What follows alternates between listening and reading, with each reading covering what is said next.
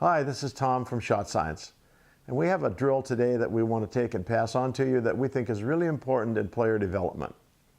It's called a Mikan drill, and the drill was actually named after a very famous professional player and college player by the name of George Mikan, who played in the 40s and 50s and dominated basketball both on the college level and the professional level.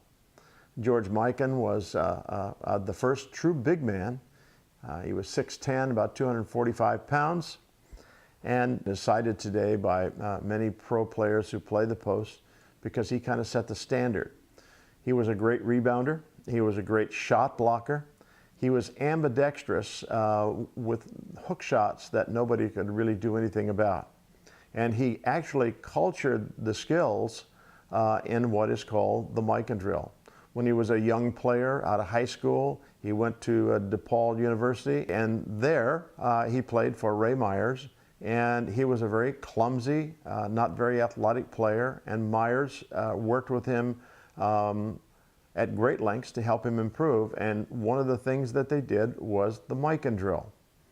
And as a result of that, he became one of the most dominating players in early years of the NBA.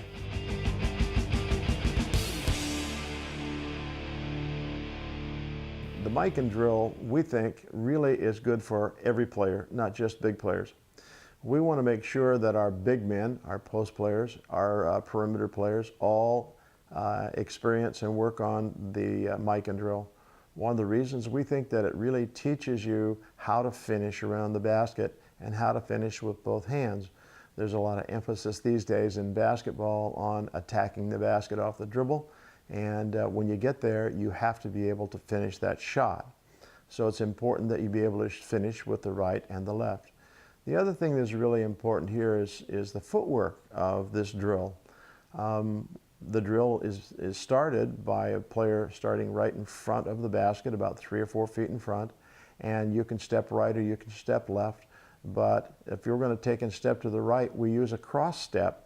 The cross step's really important here in not having to dribble the basketball and not getting a travel when we are moving toward this shot. And so we step first with our left foot, and then we take and bring our knee up like a lay-in, and it's just a little short hook that we are shooting. And the thing that's important is, where are we shooting it to? Well, the target for this particular shot is the upper corner of the target box. And that's the same as it is for lay-ins. And then after you put the ball in the basket, you take the ball out of the basket as high as possible, and without stopping, you make a cross step to the opposite side of the basket and lay it up with the left hand using the same footwork and putting the ball in the upper corner of the target box. And you continue this sequence from right to left, right to left.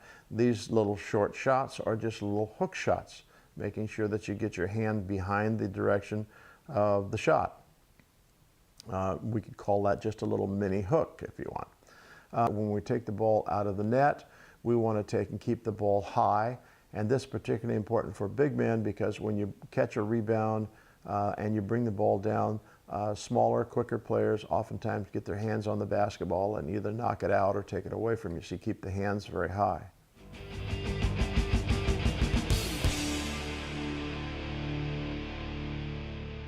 Well, the one thing that we want to take and share with you today is that George Mikan had a great influence on basketball, the way it's played today. And we think the Mikan drill also has a significant, important place in basketball today for all players, not just big players. And so we want to take and have you think about that and work on it. It will really help your game. And finally, please remember to comment, rate, and subscribe.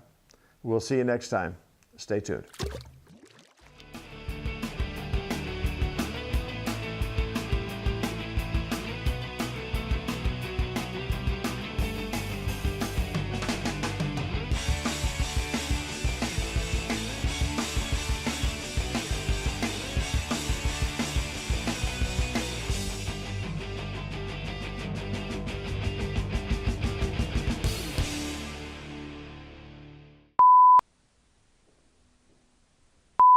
Started, he was at DePaul University.